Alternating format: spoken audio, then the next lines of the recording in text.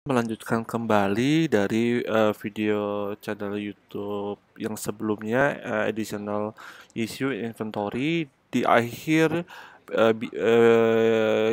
di akhir video yang terakhir itu saya menyampaikan bahwa kita sekarang akan membahas inventory net realizable value untuk biological asset. Nah, memang di sini menjadi pertanyaan apakah challenge, apakah kita Indonesia menggunakan ini atau tidak terkait dengan pencatatan inventory misalkan untuk aset biological, atau misalkan di sini contohnya adalah um, sapi perah ya. Nah, seperti kita tahu bahwa sapi sendiri kita bisa ambil dagingnya, bisa ambil sapi, kita ambil susunya. Nah, mungkin tidak pernah terpikir, akan tetapi di intermediate accounting ini dia menyampaikan bahwa um, biological asset inventory ini akan membahas penurunan nilai dari aset biological tadi. Nah, secara garis besar, terlepas dari implementasi ataupun tidak, kita akan lihat contohnya di sini bahwa to illustrate the accounting at net realizable value for agricultural asset, assume that Bancroft dairy produce milk for sale to local cheesemakers ya. Bancroft began operation in January 1st, 2019 by purchasing 420 milking cows times 460,000 ya. Jadi ini 420 untuk harga 460 euro ya. Terdapat change in value due to growth and price changes, ada kenaikan ya. Mungkin umur sapinya semakin bertambah, maka dia akan semakin memiliki value yang lebih baik. Akan tetapi terjadi penurunan pada saat sapi tersebut melewati masa panen ya, penurunan nilai dari aset sapi tadi ya. Nah, changes in carrying value 33.800, carrying value Januari 31 akhir bulan naik menjadi 493.800. Di sini kita mencatat adanya kenaikan nilai inventory ya. Nah, ini mungkin contoh yang mungkin kita tidak pernah terpikir. Berarti kalau ini bisa kita terapkan juga dong untuk peternakan ayam misalkan. Ya, bisa jadi ya, karena apa? Selama ada harga marketnya ya, ayam kita punya harga marketnya, telur punya harga marketnya, pertumbuhan ayam punya nggak harga marketnya? Punya. Ayam usia berapa bulan berapa harganya, usia ayamnya naik lagi maka berapa bulan harganya. Intinya adalah selama kita memiliki mark to market, maka kita bisa melakukan penghitungan dengan inventory net realizable value ya. Nah, tadi kembali ke sini ada kenaikan ya 33.800 ya. Dicatatnya ada unrealized holding gain or loss ya pada income ya. Ya, ini sifatnya unrealized karena apa? Sapinya tadi masih ada di peternakan. Sapinya masih ada di inventory kita ya. Makanya dia sifatnya unrealized, tapi kita sudah mencatat potensi adanya kenaikan ya. Nah, itu yang mau disampaikan konsepnya dari agricultural asset ya, lower of cost net realizable value ya. Nah, kita masuk ke dalam contoh berikutnya ya. Nah, ini yang biasanya dibahas ya, dan biasanya di ujian, pengalaman saya menjadi dosen akuntansi keuangan menengah ini biasa muncul di ujian ya. Nah, teman-teman, inventory kita itu terkadang mengalami case yang cukup berbeda ya. Nah, teman-teman mungkin pernah terpikir, kira-kira kalau developer inventory-nya apa nih? Developer perumahan ya, developer perumahan. Nah, salah satu inventory-nya itu adalah rumahnya itu sendiri ya. Atau kalau dia tidak menjual rumah, misalkan dia menjual kafling. Jadi kafling itu adalah tanah yang biasa sudah dibatasin berapa kali berapa dan itu siap dijual, tapi dia menjual tanah kafling saja. Itu menjadi inventory mereka. Atau inventory mereka itu adalah rumah ya, rumah. Namanya menjual rumah, maka rumahnya itu bukan adalah menjadi aset dari inventory-nya perusahaan tersebut ya. Itu dari semua banyak properti ya. Nah, kalau tadi sudah bicara case-case yang spesifik, handphone pakai lower of cost net realizable value karena harganya yang cukup bergerak cepat. Terus tadi ada perhitungan untuk biological asset. Nah, sekarang ada menghitung inventory ya, yang kebetulan membelinya kita agak sedikit unik. Kenapa saya bilang ini agak unik? Karena kita membelinya lamsam. Jadi lamsam itu, kalau teman-teman perhatikan, lamsam itu definisinya begini. Teman-teman membeli beberapa item barang dengan satu harga. Sebelum kita masuk ke teori ini, saya ambil contoh. Misalkan teman Anda begini, dia punya barang-barang bekas misalkan. Barang-barang bekas tidak mau dijual, mohon maaf, dia tidak dia mau dia lepas harganya barang-barang bekasnya, tapi dia sendiri, aduh ini pokoknya barang-barang udah saya biasa pakai, saya nggak tahu nih, pokoknya kamu beli deh. Ini saya punya jaket merek X, saya punya baju merek Y, dan saya punya sepatu merek Z. Udah deh, 500.000 kamu ambil 3 item deh. Nah, 500.000 kamu ambil deh 3 item, itu lamsam. Jadi lamsam itu kita mengenakan satu harga untuk beberapa item, ya. Oke, sekarang saya sebagai corporate kita kembali, kita beli 500.000 untuk 3 item. Barangnya berpindah ke kita, ya kan? Pertanyaannya adalah bagaimana Pak saya mencatat ad cost-nya di saya? Karena kan saya belinya 500 untuk 3 item. Apa mau saya bagi 3? Fair nggak? Kalau harga sepatu sama dengan harga jaket sama dengan harga kaos? Tidak fair, ya. Itu yang menjadi dilema perhitungan si lump sum purchase. Nah, di konteks akuntansi keuangan menengah ini, contoh yang paling cocok itu adalah biasanya adalah developer perumahan. Saya ambilkan contoh. Saya melihat ada tanah bagus. Oh, tanah bagus 1 hektar. Saya beli deh, gitu loh. Ya, Pak itu sampai sudah ada kaflingnya berapa? Pokoknya saya beli deh semua itu ada 80 kafling, ukurannya beda-beda. 80 kafling itu berarti punya 80 patok ya. Punya 80 yang udah siap dibangun rumah. Saya beli aja pokoknya 1 hektar harganya sekian. Nah, pada saat uang saya keluar dan itu menjadi aset saya kan tidak bisa mencatat 1 hektar dibagi 80. Kenapa? Itu kaflingnya beda-beda. Nah, itu lump sum purchase ya. Kalau katakanlah kenapa kita membeli lump sum purchase? Biasa kalau lump sum purchase kita mendapatkan gain di sana ya. Artinya karena kita membeli dalam jumlah besar ya. Biasanya kita mendapatkan gain, makanya ada lump sum purchase. Nah, sekarang kita coba lihat contohnya. Di sini ada lump sum ya. Moga-moga sudah memahami ya konsep lump sum ya. To illustrate ya, assume that woodland developer purchases land for 1 million that it will subdivide into 400 lots ya. These lots are of different size and shapes but can be roughly sorted into 3 groups graded A, B, and C ya.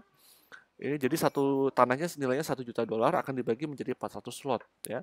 400 slot ini akan dibagi menjadi 3 jenis. Kalau saya bilang gini, A, B, C di pembahasan, tapi kalau saya mau bilang ada yang tipe 36, tipe 70 dan tipe 120, seperti itu konsepnya ya. Ya. Woodland sells the lot. It apportion the purchases cost of 1 million among the lot, sold the lots remaining on hand ya. Nah, kenapa sih dia bilang why Woodland not simply divide the total cost of 1 million dengan 400? Itu mudah. Dia bilang tidak fair. Why this approach would not recognize that the lots vary in baik itu size, shape, dan attractiveness. Ya iya dong, kalau Anda beli rumah harga yang di depan, harga yang di belakang sama yang di belakang sama atau beda? Ya kan? Jangan-jangan harga yang di belakang karena harus masuk ke dalam kompleks menjadi lebih murah. Padahal luas ataupun besaran tipenya sama ya. Nah, itu attractiveness ya. Jadi kita tidak bisa memperlakukan barang dengan bentuk yang sama ya, dengan bentuk yang sama dan harganya sama ya. Oh, bisa Pak. Oh, oke, itu untuk barang-barang industri manufacturing. Anda mau produksi sabun, susu, sampo, pasta gigi, odol ya. Bentuk sama, produksi sama, harga sama. Tapi ternyata di dalam konteks tertentu ada perhitungan-perhitungan yang memang dia tidak bisa disamaratakan sekalipun produknya sama. Contohnya perumahan tadi ya.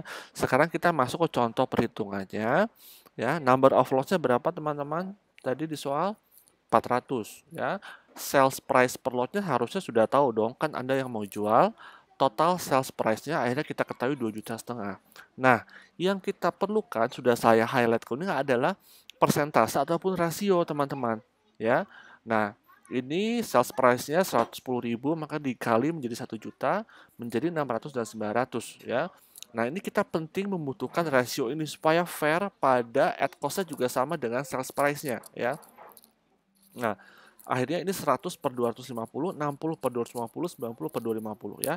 Ini tinggal dibagi antara total sales, antara sales price per grade dan total sales price-nya. Nah, ini kita kalikan dengan 1 juta tadi ya. Sehingga kita mendapatkan proporsi yang sama at cost-nya dengan proporsi harga jualnya. Ini jauh lebih fair daripada kita membagi $1 juta dibagi dengan 400 slot. Padahal punya tipe A, B, C yang memiliki sales price berbeda, at cost-nya juga harus relatif to sales price, ya. Sehingga kita mendapatkan 100 kali 100 per 250 sampai dengan 4000, begitu selanjutnya, sehingga kita mendapatkan cost per lot, ya. Nah, ini yang membuat perhitungan menjadi fair sesuai dengan sales price-nya, seperti itu, ya. Moga-moga bisa memahami dari ilustrasi ini, ya. Nah, satu lagi yang saya mau bahas, ya, terkait dengan retail price, ya. Nah, retail price teman-teman, ya. Nah, retail price, nah teman-teman perhatikan, saya ambil contoh barang-barang seperti baju. Baju itu, ya, baju itu teman-teman mungkin kalau belanja senang dengan, saya suka bidding. Misalkan saya gini, oh saya suka tuh sama jaket itu, tapi nanti saya tunggu deh 6 bulan lagi, jangan-jangan saya bentar 6 bulan lagi sale, ya. Kemudian pada saat kamu datang 6 bulan sale, setelah kamu beli, kamu datang 3 bulan lagi, ternyata salenya lebih turun lagi, atau bisa jadi setelah sale dia malah naik harganya, ya. Nah, itu pergerakan harga ini membuat value of inventory kita menjadi mix up, menjadi berantakan, ya. Karena apa? Ya, kita juga tidak bisa secara konvensional mematok satu harga untuk 1 tahun. Simple perhitungan inventory-nya, tapi apakah itu menjadi selling point kita? Tidak bisa, ya. Selling point kita adalah kalau kita memiliki varians harga yang membuat orang-orang terkadang ingin membeli lebih banyak lagi dibandingkan dia spending yang seharusnya, yaitu dengan cara discount. Nah, discount ini terminologinya menjadi markdown di sini, markdown, ya. Kita akan lihat, ya, untuk retail inventory method, ya, retail inventory method, ya. Nah, saya mau loncat ke definisi dulu, ya. Jadi di retail method konsep kita mengenal ada 4 istilah: markup, markup cancellations, markdown, markdown cancellations, ya. Markup, ya. Markup means an additional markup for of the original retail price. Intinya kita naikin harga dari original retail price kita, ya. Pada saat sudah markup, kita melakukan markup cancellation. Artinya apa? Saya highlight kuning, decreases in price of merchandise that a retailer had markup above. Sudah harus di markup dulu baru kita bisa lakukan markup cancellation, ya. Itu adalah markup cancellation. Kalau markdown, decreases in the original, biar konsisten, saya kasih warna hijau, decreases in the original sales price, ya.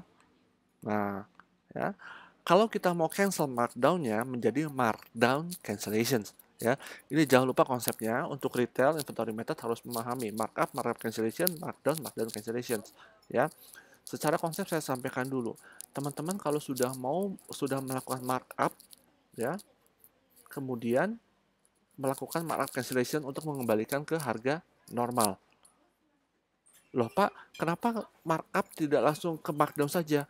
Pada saat sudah melakukan markup, kita harus meng-cancel terlebih dahulu untuk bisa mencapai ke harga normal lagi, baru kita markdown. Jadi teman-teman perhatikan konsepnya, markup tidak bisa langsung di vice versa dengan, ataupun versuskan dengan markdown. Pada saat melakukan markup, cancel dulu, kembali ke harga normal, baru dia markdown. Ya, seperti itu konsepnya, ya. Kita lihat contohnya, ya. To illustrate this concept, assume that designer clothing store recently purchased 100 dress shirt from Merway Group, ya. Cost-nya adalah 1.500 atau 15 per shirt, ya. Designer clothing established selling price 30, ya. Cost-nya 15, selling price-nya 30. Penjualan cepat, dia bilang, the shirts were selling quickly, so the manager added a markup 5 euro per dollar, ya. This markup made the price too high for customer, ya. Dari harga 30, karena penjualannya cepat, manajer merasa overconfidence, dia naikkan 5. Di markup 5 menjadi 35. Pada saat naik menjadi 35, ternyata penjualan menjadi going down. Akhirnya apa? Ya harus dilakukan apa? Markdown atau apa? Tidak bisa. Dia sudah melakukan markup dulu 5. Maka apa yang teman-teman lakukan? Markup cancellation. This markup made the price is too high for customer, dia bilang, and sales down. Ya, the manager then reduce the price menjadi 32. Ya, at this point we will say that the shirt at designer clothing have markup 5 and then markup cancellation pada harga 3. Ya, jadi itu substansinya teman-teman. Pada saat teman-teman melakukan markup, penaikan harga menjadi dari 30 menjadi 35, kita tidak bisa bilang sudah di markdown saja. Ya, itu konsep yang salah, karena apa Anda sudah melakukan markup, harus kembali ke markup cancellation. Pertanyaan kritikalnya kenapa seperti itu? Kenapa kalau harga naik nggak bisa kita bilang ya udah turunin aja Pak jadi markdown? Pada saat naik dan turun tidak di cancellation, teman-teman tidak akan tahu, tidak bisa men-trace harga original cost-nya berapa. Ya kan? Coba naikin dari 30 menjadi 35. 35 turunin menjadi 32 selesai di soal. Nah, kalau teman-teman tidak mengembalikan dulu ke 30, ya, markdown cancellation, berarti nanti teman-teman tidak mengetahui harga original cost-nya. Nah, sekarang teman-teman tadi kan baru di markdown, baru di markup cancellation baru 3 ya. Teman-teman masih punya space markup cancellation masih ada 2. Nah, dari sana teman-teman tahu bahwa kalau mau men-setting harga 28 sekarang gimana caranya? Markup cancellation dulu 2, ya. Dari 32 menjadi 30, ya, baru markdown 3 menjadi, mohon maaf, markdown 2 menjadi 28. Ya.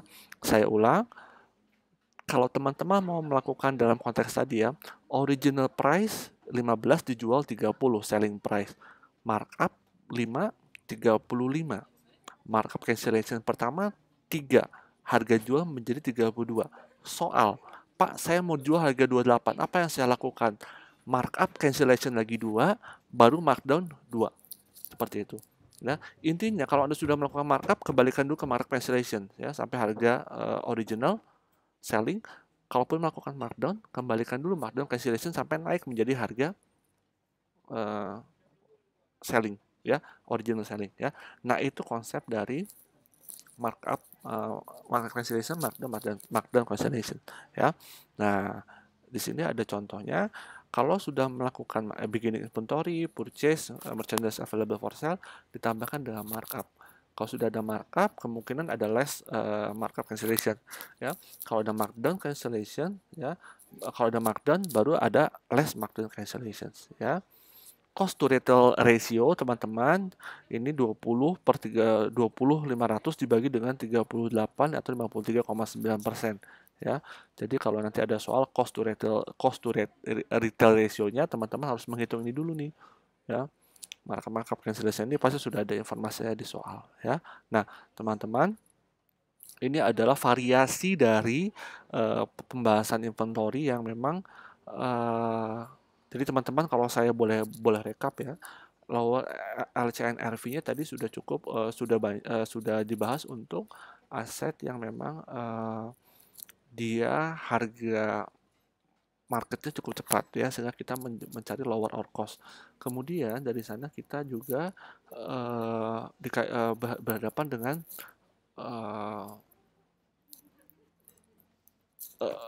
biological asset ya. Biological assetnya teman-teman ya tadi diperhatikan ada harvested milk ya.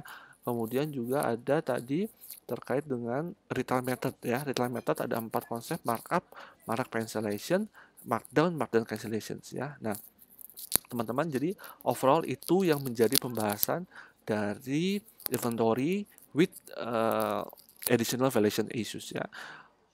Next kita akan membahas lagi terkait dengan akuntansi keuangan menengah dengan topik yang lebih menarik lagi hanya di Independent Training.